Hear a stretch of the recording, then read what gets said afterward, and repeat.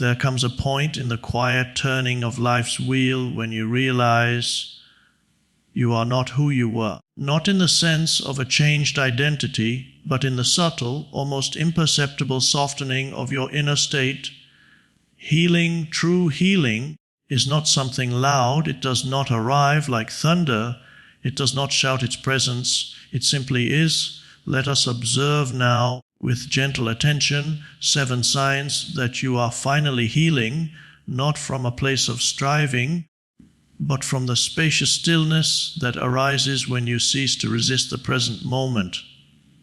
When you are healing, there is no announcement, no grand celebration, no banner unfurls to say, "You've made it." Healing doesn't knock on your door and introduce itself. Rather, it settles in quietly, almost unnoticed. One of the first and most profound signs that healing is taking root in your life is the gradual, almost invisible movement from craving closure to accepting what is. Closure is something the mind demands. It is the mind's attempt to package pain into a neat narrative, to tie it up with conclusions and explanations that make sense to its limited logic. It wants to know why someone left, why the hurt happened, why something failed to unfold the way you thought it should.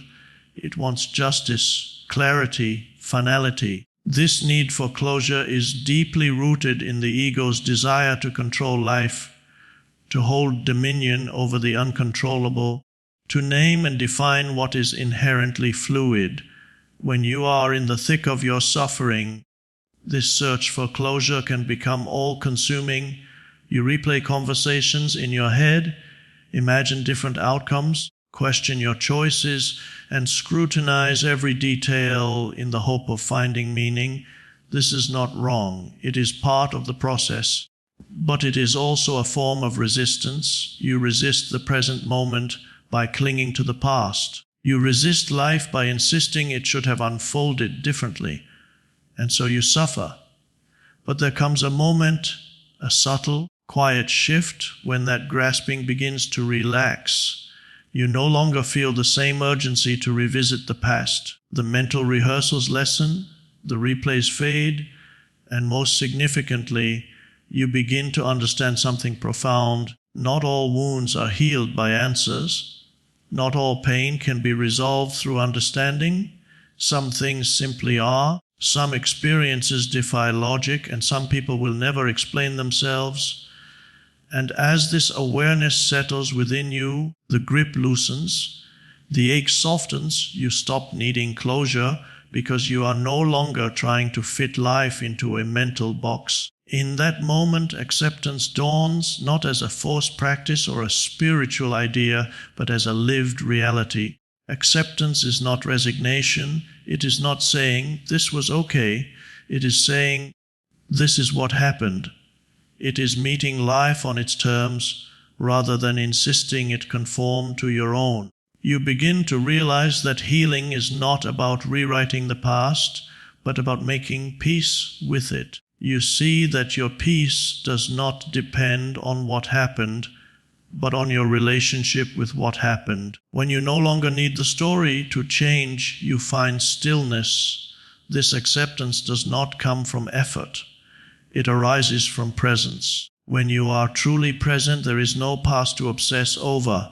There is no future to dread. There is only now. And in the now, there is no pain, only sensations, only breath, only stillness. The mind may try to return to the narrative, but the heart no longer follows. You begin to notice this shift in small, subtle ways. You find yourself talking less about the old wound.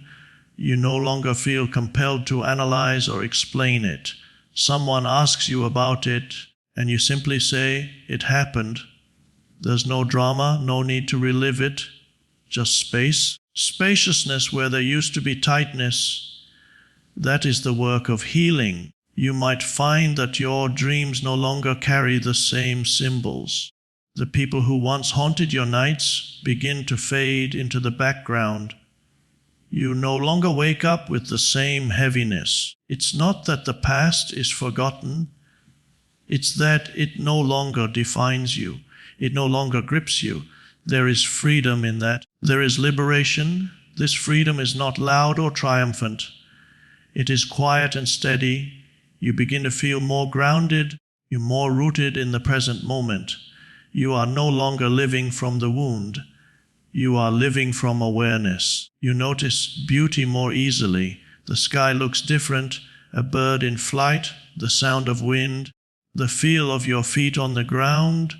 These simple things come alive again. You are no longer distracted by what was or what should have been. You are here fully. And that presence becomes your sanctuary. You also begin to see that those who hurt you were never the source of your suffering. They were the trigger, not the cause. The true cause was your attachment.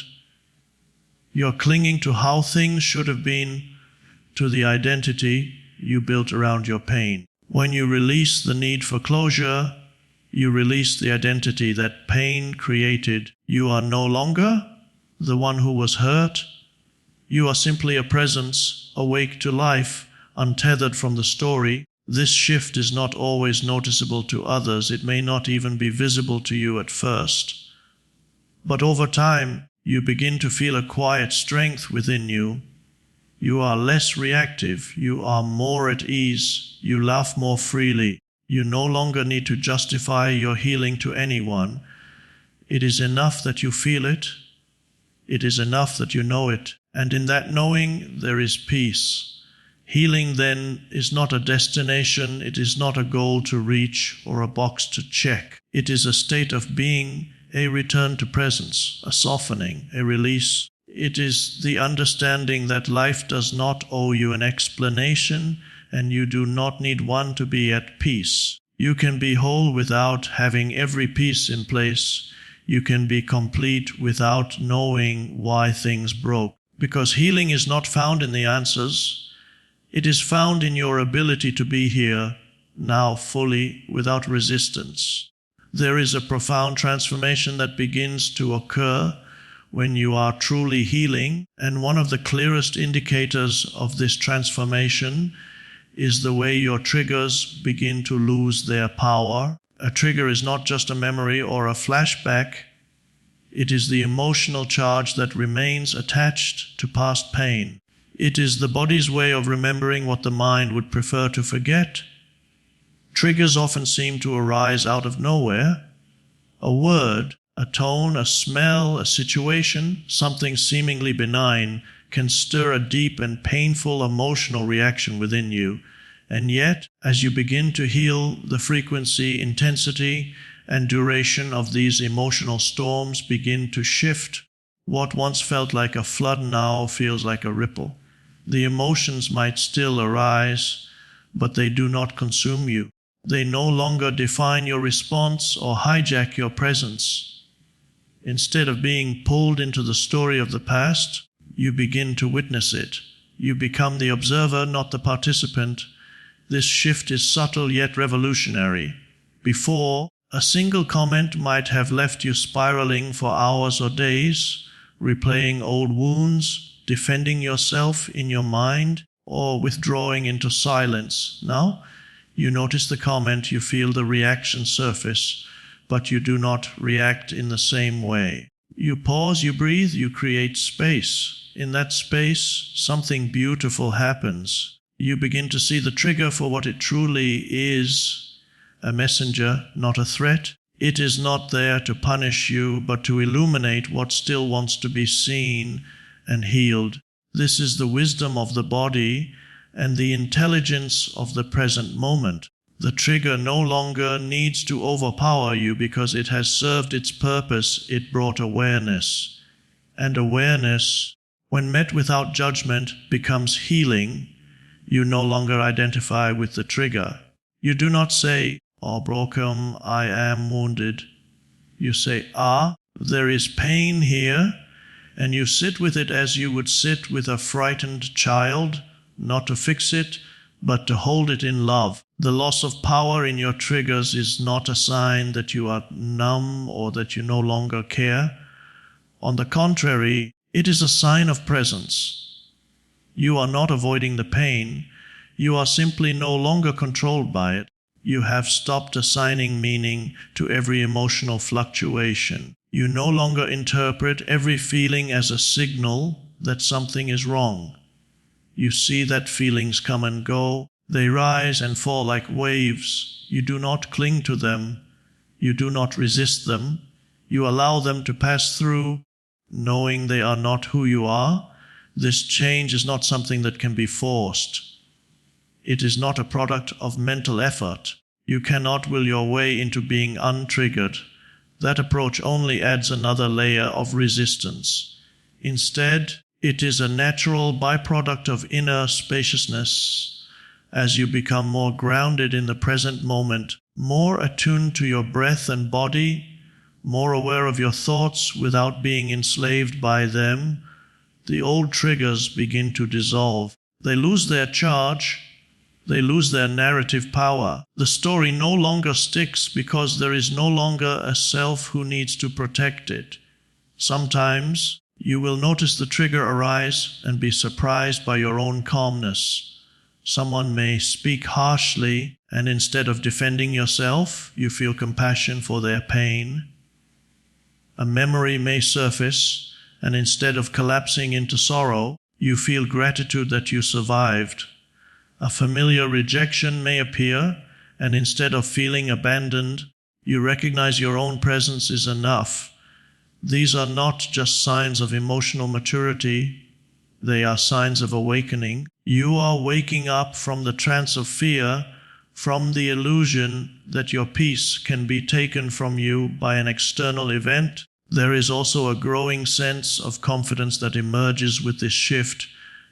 A quiet inner strength that says, I can handle what arises, not because life will never hurt again, but because you trust yourself to remain grounded through it. You trust the process. You trust that even when the pain is intense, you will not drown.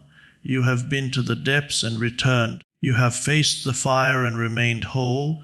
That trust builds resilience, and resilience builds peace. It is important to recognize that this process is not linear. There will still be moments when an old wound surprises you. Healing is not about reaching a place where nothing touches you. It's about knowing that when something does, you don't fall apart, you feel the wave, you stay present, you breathe, and then you return to stillness again and again. You also begin to notice how much energy you use to expend reacting to your triggers. The endless mental dialogue, the emotional turmoil, the self-blame, the blame of others, all of that begins to dissolve. In its place is energy, clarity, presence. You begin to engage with life more directly, unfiltered by past pain. You respond rather than react. You listen rather than defend. You open rather than contract. And in that openness, life flows more freely through you. This is not about perfection. You do not become some idealized version of yourself who never falters. You become more real, more honest, more alive. Your healing allows you to be with yourself in all your messiness without shame. And in that, the triggers lose their grip. They may still whisper, but you no longer believe every word. You see them, you smile gently, and you let them pass. There is something deeply transformative that begins to happen when you no longer fear silence. At first, silence can feel threatening. It can feel like emptiness, like something is missing. We are so conditioned to noise, to movement, to activity that stillness seems unnatural. We fill every moment with sound, conversations, music, notifications, distractions, because somewhere inside we equate silence with loneliness or insignificance. But healing shifts this perception in a subtle and powerful way. When you begin to truly heal, silence stops being an absence and stops becoming a presence. It no longer feels like something is lacking. Instead, it feels like something essential is finally being revealed. You begin to notice that in silence, you can actually hear your own breath, the rustling of leaves outside the window, the hum of life itself. These are not sounds you often notice when the mind is busy. In silence, there is nothing to hide behind. You come face to face with yourself, not the idea of yourself, but your true being, the presence that exists beyond thought, beyond identity, beyond narrative. And for the first time, you do not flinch from that encounter. You do not rush to distract yourself from what arises. Instead, you stay, you breathe, you allow.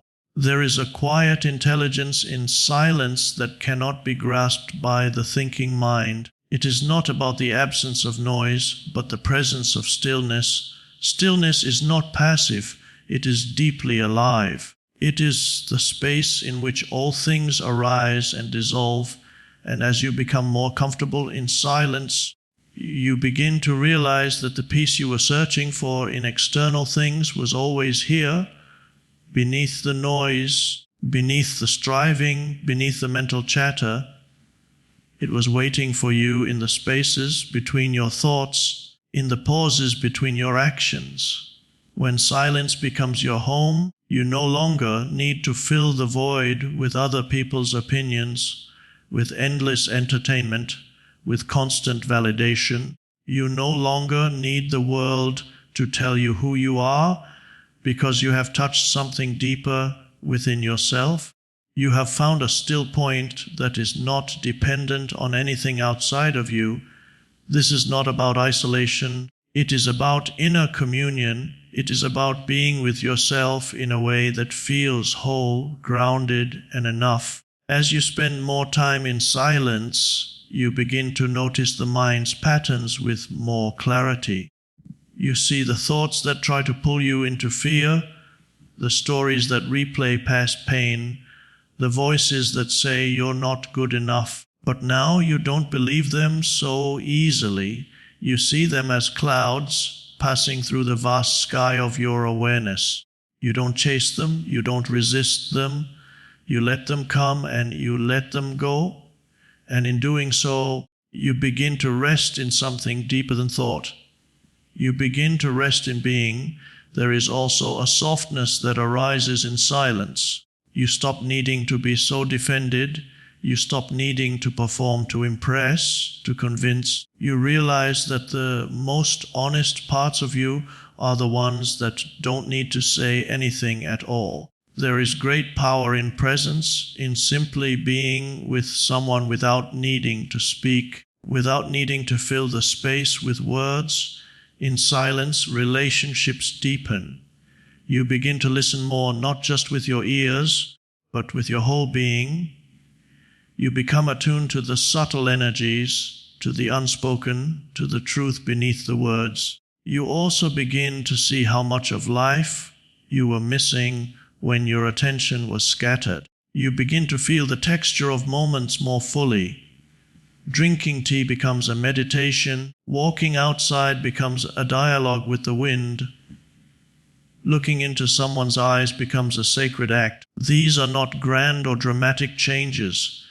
They are quiet, and yet they shift everything. You are no longer rushing to get somewhere else. You are here, and here is enough. Healing brings you into this space gradually. At first, silence may still feel awkward or unfamiliar. You may notice discomfort rising, old thoughts, buried emotions, forgotten grief.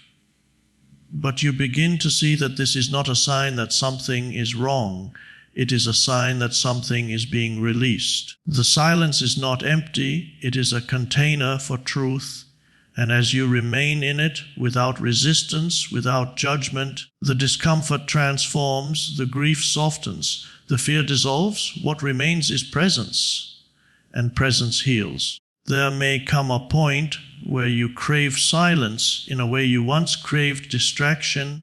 You find yourself turning off the noise, not because it bothers you, but because it no longer serves you. You choose quiet not out of withdrawal, but out of reverence. You realize that the deeper truths of life do not shout, they whisper. And only in silence can you hear them. In this silence, you begin to remember who you are beyond all roles and identities. You remember the you that was never broken, never separate, never lacking. This remembering is not conceptual, it is experiential. It is felt in the body, known in the heart, lived in the breath, and as this remembrance deepens, your relationship to the world changes. You move through life with more presence, more patience, more peace. You respond rather than react. You create rather than control. You trust rather than strive. The more you rest in silence, the more you realize that silence is not something to be feared. It is something to be welcomed. It is not the absence of connection. It is the foundation of true connection. It is not the end of the story. It is the space in which the story unfolds. In this way, silence becomes not just a background condition, but a teacher, a guide, a doorway into the infinite depth of who you are. A profound sign that you're finally healing is the slow but steady dissolution of resentment. Resentment is a heavy burden. It is a quiet poison that settles in the body and colors the way you see life. It disguises itself as self-protection, as justice, even as empowerment, but at its core it is pain that has been allowed to harden. It is the unspoken narrative that says, I was wronged and I cannot let it go. Resentment ties you to the past, not through memory alone, but through emotion, through the reliving of betrayal, the replaying of offenses, the retelling of your suffering as a story you still inhabit. When you are caught in resentment, your mind seeks justification for it. You go over what happened over and over, reminding yourself why you were right and they were wrong. You imagine what you would say if you had the chance. You fantasize about vindication, and yet none of it frees you. In fact, the more you cling to the story, the more it defines you. You become fused with the pain, identified with it. The self you present to the world is filtered through the lens of what was done to you. And slowly, without realizing it, you begin to live as a reaction instead of a response. But healing changes the terrain of your inner world. It does not ask you to forget what happened, nor does it excuse harm. Rather, it softens your attachment to the grievance. It brings you into a deeper awareness of what the grievance is doing to you, not to the other person, to you. You begin to see that carrying resentment is like drinking poison and waiting for someone else to suffer. It corrodes your joy, it clouds your clarity, it constricts your ability to be present, and most of all, it keeps your heart closed. As you heal, the need to hold on to the story begins to loosen. You notice moments where the memory arises, but the pain no longer feels as sharp. You no longer feel the same urgency to rehearse your defense, to mentally debate with the person who wronged you. You feel the memory surface, and you breathe, you allow it to be there, but you no longer feed it with attention. You do not follow it down the familiar road of inner conflict. You witness it. You let it pass. This is not a moment of decision. It is not something you force. You do not wake up one day and say, "Today I will stop resenting." It unfolds naturally as you begin to return to yourself. The more grounded you become in the present moment, the more you begin to see how much of your suffering is self-inflicted through repetition. You stop needing to keep the story alive because you are no longer trying to protect a version of yourself that was defined by pain. You realize that your identity is not rooted in what happened to you, but in your awareness of it. There is a quiet clarity that emerges when resentment fades. You begin to understand that people act from their own pain, from their own unconsciousness, from their own unhealed wounds. This does not mean what they did was right. It means you see it without the emotional filter of needing it to make sense. You stop demanding apologies that may never come. You stop needing the past to be different, and in that space you reclaim your power, not the power to punish, but the power to release. Forgiveness, then, is not an act you perform, it is a state of freedom you allow. It is the recognition that you deserve peace more than you deserve vindication. It is the realization that you can carry the lesson without carrying the bitterness. You can honor what you went through without being defined by it. This is a radical act of love, not toward the other, but toward yourself. It is the choice to unhook your heart from the pain and return it to the present moment. When resentment begins to dissolve, relationships change.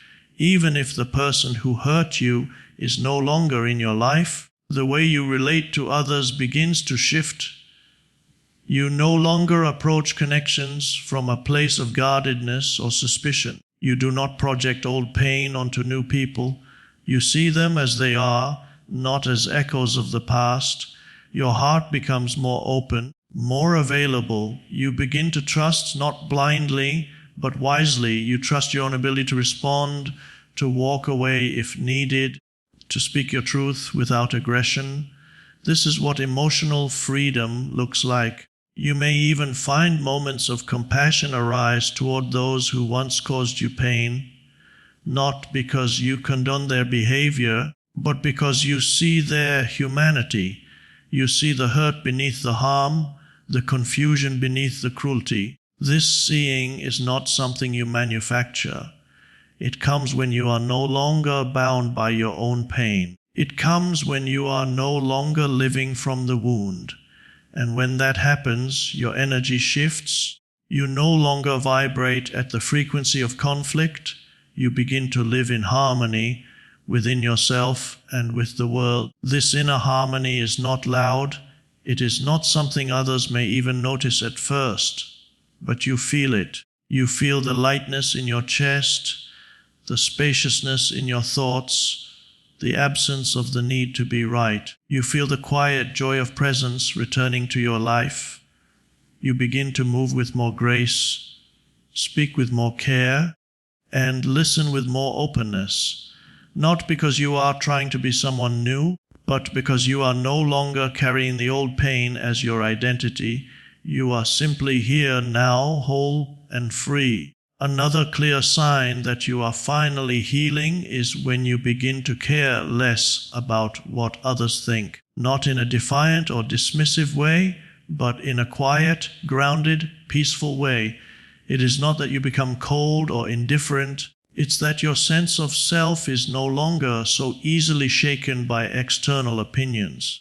You are no longer waiting for someone else to tell you you are. You begin to rest more deeply in your own experience, in your own presence, in your own truth. When you are still in pain, you often seek validation. You need others to mirror back to you a sense of worth, because inside there is still a sense of uncertainty. So you adjust, you perform, you wear masks. You try to be what you think they want, hoping that their approval will fill the emptiness you feel. But the emptiness cannot be filled from the outside. It can only be met from within with awareness and acceptance. As healing takes place, something in you begins to relax. You stop trying so hard. You stop managing impressions. You begin to allow yourself to be as you are. This shift is not about rebellion. It is not about proving anything. It is about letting go of the compulsion to please, to conform, to belong at the cost of your own authenticity. You begin to notice how much energy was once spent on trying to be liked, trying to be understood, trying to avoid judgment. You see the subtle ways you once betrayed yourself in order to be accepted. You begin to feel the quiet pain of those betrayals, not as shame, but as clarity. And in that clarity, you begin to choose differently. You speak more honestly. You say no when you mean no. You say yes when it's true. You stop explaining yourself so much. You stop shrinking to make others comfortable. You allow people to misunderstand you without needing to fix it. You stop being available to conversations that dishonor your peace. These changes are not dramatic, they unfold quietly, like a tree slowly straightening itself after years of growing around an obstacle. And as you return to your natural shape, you feel more at home in yourself, caring less about what others think does not make you arrogant. It makes you authentic. It returns you to your center. You begin to realize that other people's thoughts are not your responsibility. Their judgments, their projections, their expectations, none of these define you. They may reflect something about them, but they do not determine your truth. You begin to discern what is yours to carry and what is not. You stop picking up every opinion as if it were a verdict. You trust your own inner knowing more than the ever-shifting feedback of the world. There is a spaciousness in this kind of self-trust. You don't need to constantly seek reassurance. You don't need everyone to agree with you. You are no longer trying to fit into boxes that were never meant for you. You understand that you are not for everyone, and that's okay. You are not trying to be universally liked.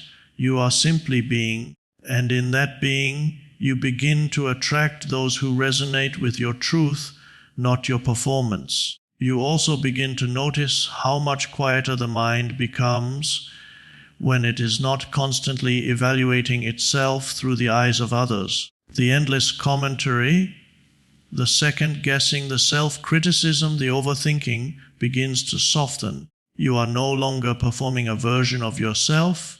You are living your actual life.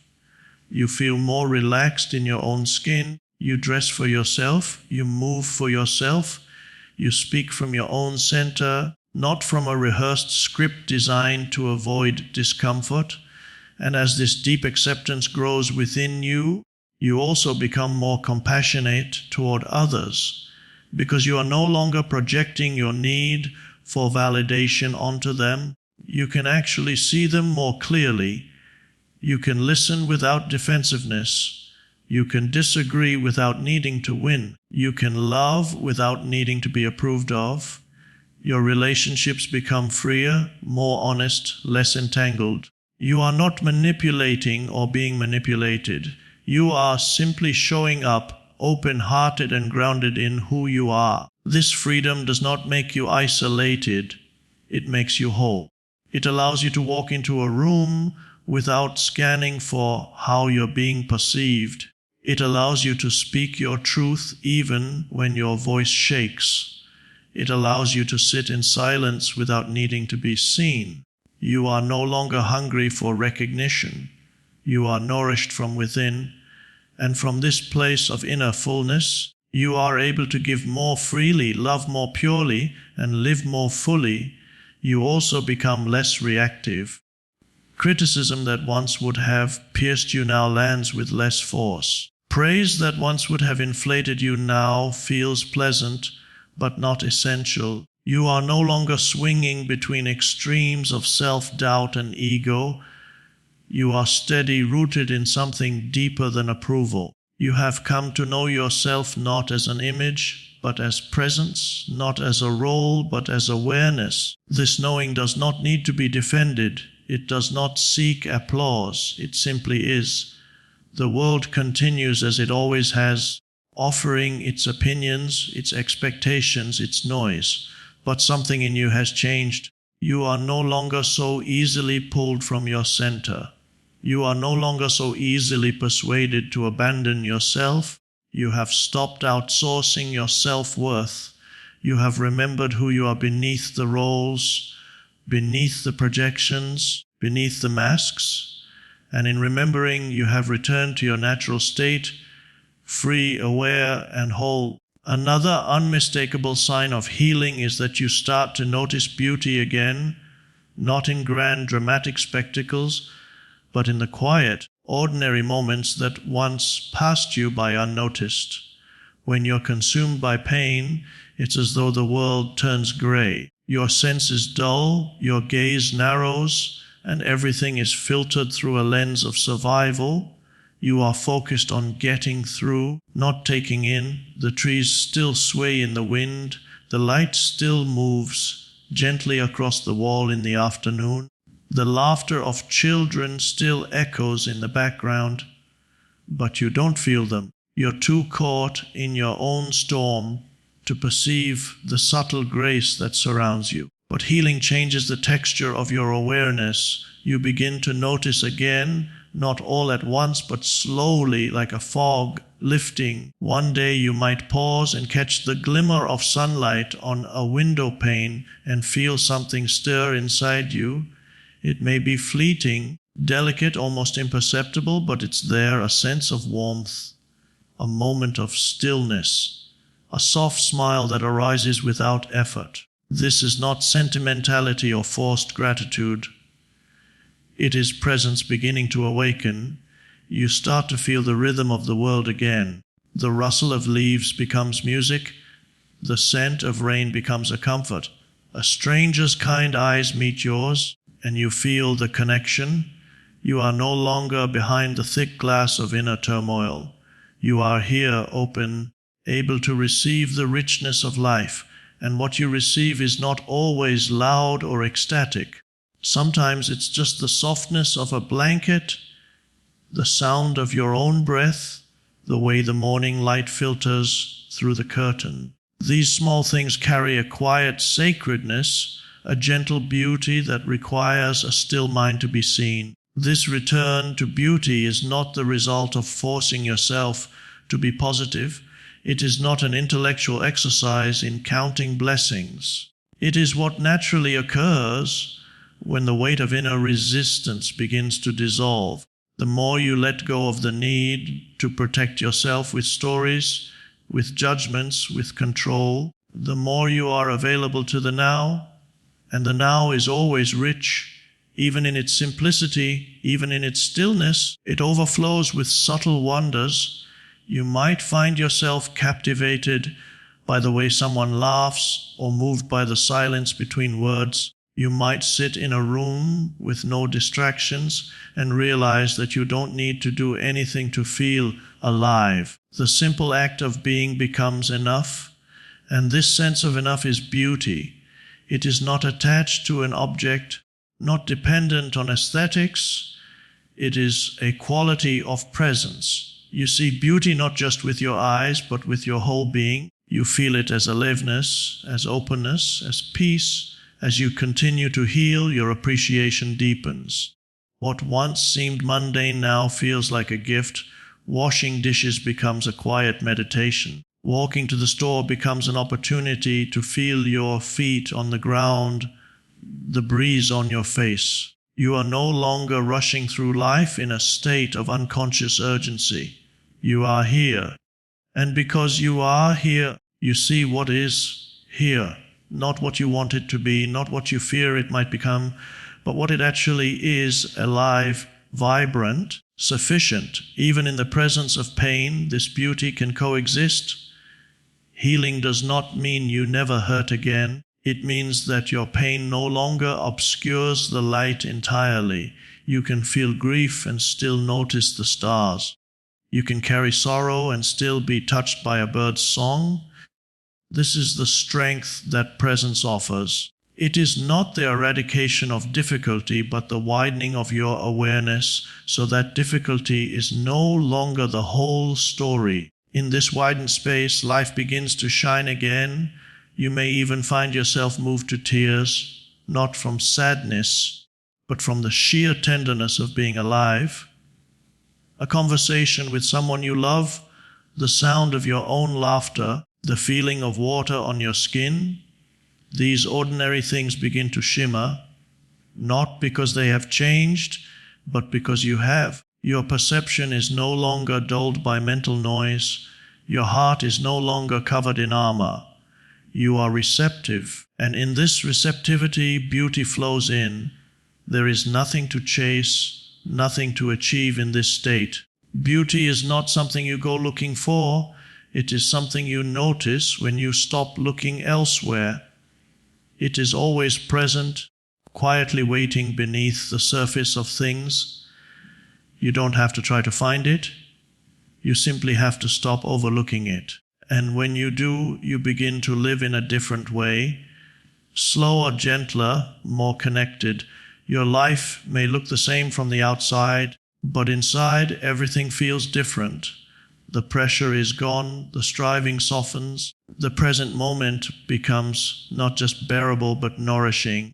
You begin to understand that beauty is not a luxury, it is a form of wisdom. It is life's way of reminding you that there is more to existence than tasks and roles and outcomes. It is a doorway into depth, into presence, into truth. You begin to see that every flower, every sunset, every kind gesture, every breath is speaking to you in the language of the sacred. You don't need to interpret it. You only need to listen. You only need to be here. This seeing is not fragile. It is not easily broken by circumstances. It grows stronger the more you trust it. It becomes a foundation, a quiet knowing that no matter what happens, there is still beauty. Not as an escape, but as an anchor. Not as a denial of difficulty, but as a reminder of wholeness. You are no longer lost in thought. You are found in being, and in being, beauty is everywhere. A deeply transformative sign that you're finally healing is that you begin to prefer peace over drama. Not because you've suddenly become detached or uninterested in life, but because you've begun to taste the serenity that arises when the inner noise subsides. In the past, you may have found yourself entangled in emotional upheaval, drawn toward conflict or chaos as though it offered some form of aliveness, and perhaps it did. When pain is unhealed, the nervous system becomes used to intensity, emotional spikes become familiar territory, and peace can feel foreign, even boring. But as healing takes root, something changes. The nervous system recalibrates. You no longer crave the same kind of stimulation. The drama that once seemed compelling now feels exhausting. You start to notice how much of your energy used to be spent reacting to other people's opinions, reacting to imagined threats, reacting to perceived slights. You were always on edge, always ready to defend, always prepared to be hurt. This constant alertness became a habit, a way of life. But healing invites you into a different posture, one of stillness, of clarity, of presence. And in this presence, peace begins to feel more natural than agitation. You don't need adrenaline to feel alive. You don't need chaos to feel engaged. You realize that the quiet is not empty. It is full of something deeper than excitement. It is full of life itself. You begin to choose your battles with discernment. Not everything requires a response. Not every comment demands correction. You don't need to attend every argument you're invited to. You see that much of what people project has nothing to do with you. Their pain, their opinions, their urgency, it no longer compels you to lose your center. You can hear without absorbing, observe without reacting, witness without becoming entangled. This is not apathy, it is maturity. It is the wisdom of knowing where your energy belongs. You find that you would rather walk away than escalate, not because you are weak, but because your peace has become too valuable to trade for momentary victory. The need to be right loses its grip. You are no longer building your identity around being understood by others. You are content to be misunderstood if it means keeping your inner space intact. You understand that real strength is not proven in conflict. It is demonstrated in restraint, in being able to stand firmly in yourself without needing to convince anyone else. As your tolerance for drama decreases, your boundaries become clearer. You don't resent people for who they are, but you no longer invite them to disrupt your serenity. You stop participating in dynamics that drain you. Gossip, blame, emotional manipulation. these things once held a magnetic pull, because they were familiar, because they echoed past wounds, but now those wounds are healing. And with that healing comes a shift in your attractions. You are no longer drawn to intensity for its own sake. You are drawn to depth, to presence, to people who feel calm rather than chaotic. Your environment begins to change in subtle ways. You seek quiet spaces, natural surroundings, unhurried conversations. Noise begins to feel invasive. You notice how cluttered your mind feels after engaging with certain kinds of content, certain kinds of people, certain kinds of habits.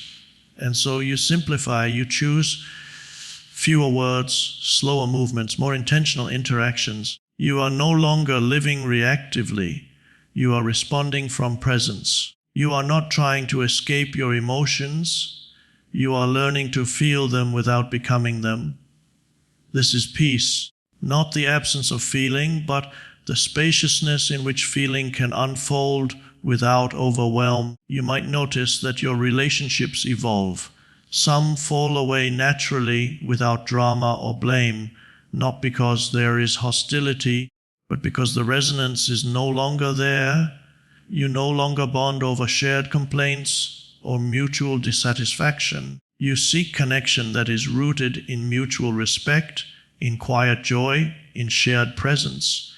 You are no longer afraid of being alone, because solitude no longer feels like lack, it feels like nourishment. You are not isolating, you are integrating. You are not rejecting others, you are returning to yourself.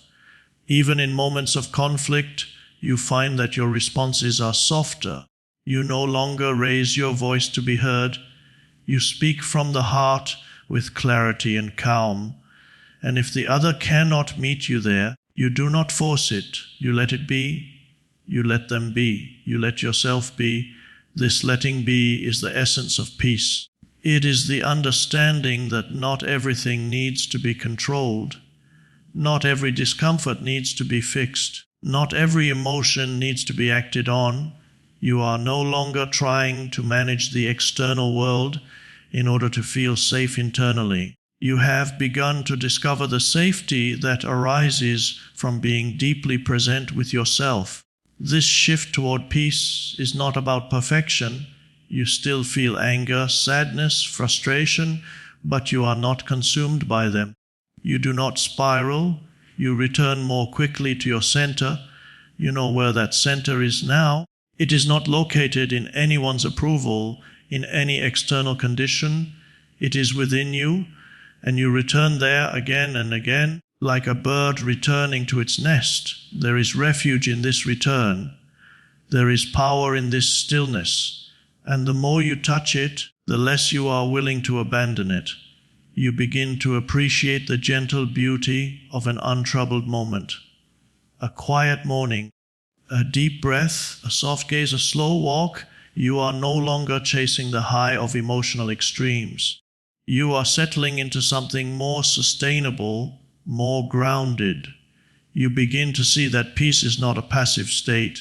It is an active practice, a deliberate choice, a devotion to inner clarity over outer chaos, a refusal to sacrifice your presence for momentary drama, a homecoming to yourself again and again, until it becomes the most natural thing in the world. Healing is not about returning to who you were before the pain. It is about remembering who you were beneath it all along. You are not becoming something new. You are remembering who you are, in stillness, in presence, in peace. And that truly is the miracle